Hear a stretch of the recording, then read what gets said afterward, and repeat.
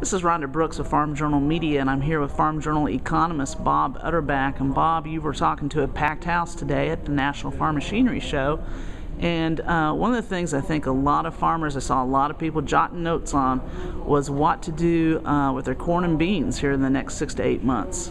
Well, first of all, we know as entrepreneurs, we are supposedly efficient decision makers.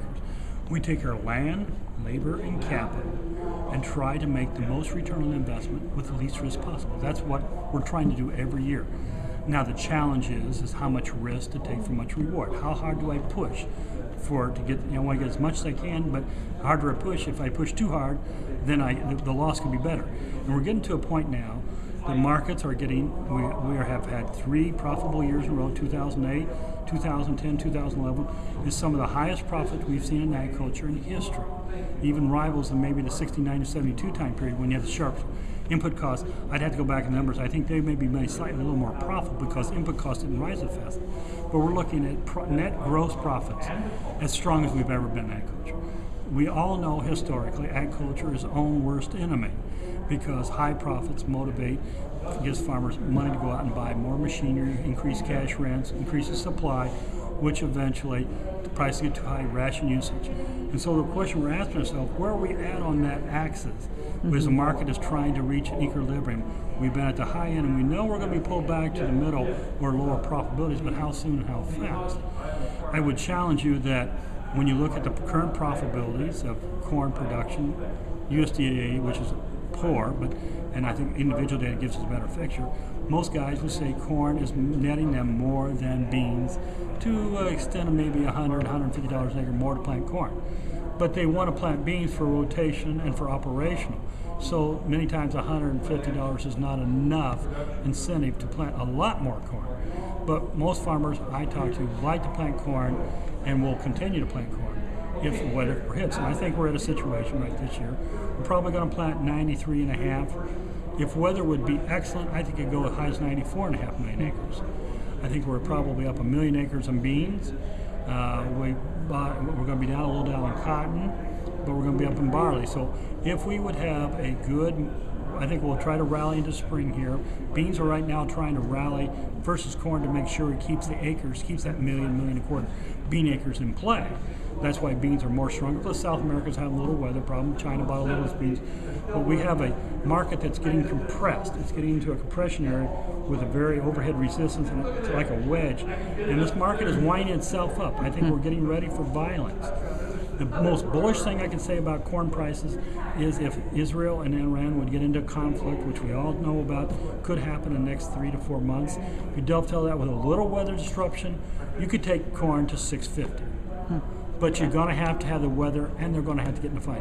If you get the crop planted, you could have a seasonal low corn much quicker and much faster than everybody's mentally prepared for. So a lot of farmers, I think here at the meeting, they want $6 cash corn. That means December corn has to be $6.50 to $6.60. That is from where we're at today is almost an 80-cent rally in the corn market. And the fundamentals are just not there in the new crop to do it. Old crop is going to stay strong with the basis. Basis will stay firm, and you're going to get $7 cash corn for July delivery corn with a positive basis. But $6 cash corn is going to be very difficult unless we have a weather event. By holding all the way to July and unpricing, you're going to be absolutely wrong. Absolutely. So I think you've got to be pricing a very strong percent going into March acreage on expectation you're going to get the crop planted. What was that again? Pricing? You want to price in your corn and beans going into the March acreage reports. I want to use an option play to have flexibility, so I'm buying in-the-money puts. And then in the June time period, I'll transfer those puts to a cash position. I think it's too late to buy calls because the time value cost is too high. So I want to buy puts now in the money, then in June, hold the puts for 2 to 3 months, then go to a cash sale and be done with it 2012. I don't want to store because I think basis will get nasty this fall. I wouldn't want to be a store of corn unpriced probably until the fall of 2013, getting ready for the 2014-15, because my assumption is is that we're going to go through a period here, a year and a half, a weak time period.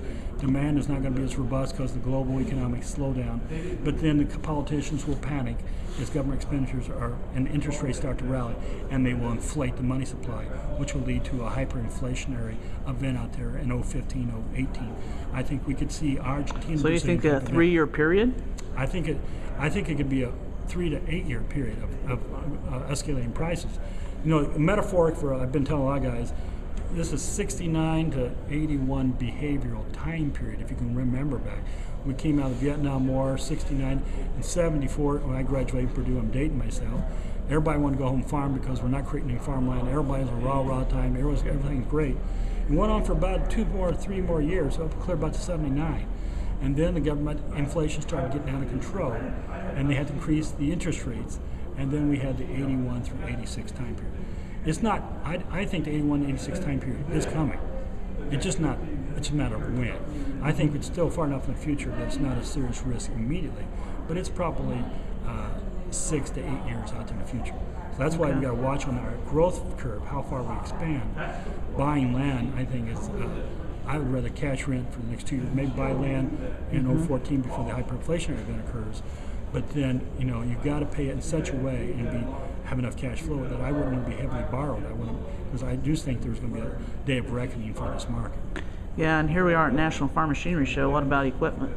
I said overtly at this meeting, if I had my druthers, this is not a time period to increase it. Even though interest rates are low, the temptation is to go out and borrow. And I do think tax rates are going to go up as we get down the way here. I think there's no alternative to increase the tax rates. I would rather be waiting for when interest rates go up. I mean, when taxes go up, then that's when I'll be buying more land. But right now, for the next 2 years, I would rather be physically conservative. I would want to stretch my combines and fix up rather than buy new.